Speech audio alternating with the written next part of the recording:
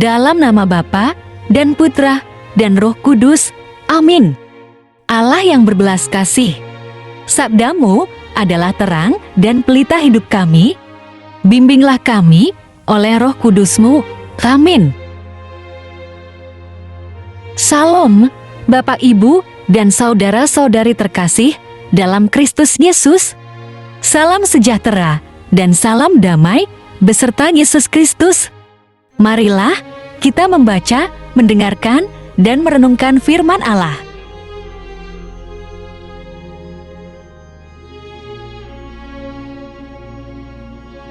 Tuhan bersamamu dan bersama rohmu. Inilah Injil suci menurut Matius. Ketika Yesus dan murid-muridnya turun dari gunung, lalu murid-muridnya bertanya kepadanya, "Kalau demikian, mengapa ahli-ahli Taurat berkata bahwa Elia harus datang dahulu?" Jawab Yesus, "Memang Elia akan datang dan memulihkan segala sesuatu. Dan aku berkata kepadamu, Elia sudah datang, tetapi orang tidak mengenal dia dan memperlakukannya menurut kehendak mereka. Demikian juga Anak Manusia akan menderita oleh mereka." Pada waktu itu, mengertilah murid-murid Yesus bahwa ia berbicara tentang Yohanes Pembaptis. Demikianlah sabda Tuhan. Terpujilah Kristus. Bapak, Ibu, dan saudara-saudari terkasih dalam Kristus Yesus, Injil Matius hari ini melanjutkan tentang Yohanes Pembaptis yang menjadi utusan mendahului kedatangan Yesus. Murid-murid Yesus meributkan perihal siapa Nabi Elia itu. Seringkali kita juga mempersoalkan hal-hal yang bukan topik utama yang harus kita kerjakan. Yesus menjawab pertanyaan mereka seraya menjelaskan apa maksud dan tujuan utama utusan yang mendahului Yesus memberitakan kerajaan Allah. Nabi Elia yang dinubuatkan akan datang mendahului Yesus itu memang adalah Yohanes Pembaptis. Bapak, Ibu, dan saudara-saudari terkasih, supaya lebih jelas, mari kita baca Malachi pasal 4 ayat 5-6. "Sesungguhnya, aku akan mengutus Nabi Elia kepadamu menjelang datangnya hari Tuhan yang besar dan dahsyat itu."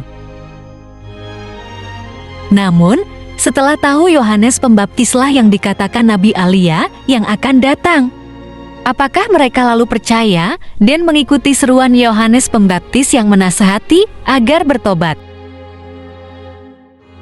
Mari kita baca Matius pasal 3 ayat 2 dan 8.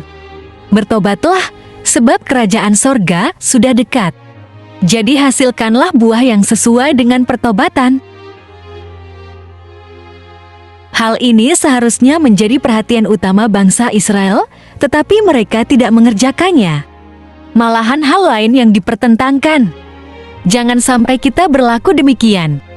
Seruan Yohanes Pembaptis tentang bertobatlah dan hasilkanlah buah pertobatanmu seharusnya kita lakukan. Banyak orang tidak mau bertobat, bahkan merasa tidak berdosa. Padahal sikap dan perilakunya merugikan orang lain. Seharusnya kita bertobat, sebab akibat dosa itu maut, Roma pasal 6 ayat 23a. Sehingga relasi dengan Tuhan bisa mendekat. Bapak, Ibu, dan saudara-saudari terkasih dalam Kristus Yesus, mari kita baca Mazmur pasal 51 ayat 3-6. "Kasihanilah aku, ya Allah. Menurut kasih setiamu, hapuskanlah pelanggaranku menurut rahmat-Mu yang besar. Bersihkanlah aku seluruhnya dari kesalahanku, dan tahirkanlah aku dari dosaku. Sebab aku sendiri sadar akan pelanggaranku, aku senantiasa bergumul dengan dosaku. Terhadap Engkau sajalah, aku telah berdosa dan melakukan apa yang Kau anggap jahat, supaya ternyata Engkau adil dalam putusan-Mu, bersih dalam penghukuman-Mu. Bapak, Ibu, dan saudara-saudari terkasih dalam Kristus Yesus, kedatangan Yohanes Pembaptis yang menggenapi nubuat Nabi Elia datang. Dan seharusnya menjadi momentum kita agar semakin dekat dengan Tuhan lewat doa, saat teduh, dan renungkan firman Tuhan. Namun, Roh Tuhan tidak betah jika hati kita masih kotor dan tidak kudus. Sebab Tuhan adalah kudus. Firman Tuhan itu sangat luas dan dalam maknanya. Firman Tuhan kita ketahui dan kita pikir sudah lakukan dengan benar. Akan tetapi masih belum tentu sesuai seperti yang dimaksud Tuhan. Sudah saatnya kita dipulihkan keterikatan dosa dengan bertobat seraya memohon kekuatan Tuhan, agar segala upaya kita membersihkan diri semakin nyata. Bapak, Ibu, dan saudara-saudari terkasih dalam Kristus Yesus, semoga kita segera mau beranjak dari hal-hal yang tidak berkenan bagi Allah dan menjadikan Yesus fokus utama hidup kita, dan selalu mau membersihkan hati dan pikiran kita untuk menyambut Yesus hadir di hidup kita sehari-hari. Marilah berdoa.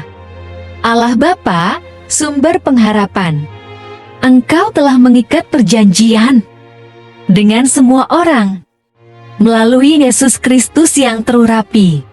Semoga kami selalu berpegang teguh pada Dia dan berkembang menjadi umat yang patuh setia dengan perantaraan Yesus Kristus, Putra-Mu, Tuhan kami, yang bersama Dikau dalam persekutuan Roh Kudus, hidup dan berkuasa, Allah sepanjang segala masa. Dalam nama Bapa dan Putra dan Roh Kudus. Amin. Terima kasih telah mendengarkan dan merenungkan firman Allah. Jangan lupa subscribe dan aktifkan loncengnya. Terima kasih Tuhan Yesus memberkati.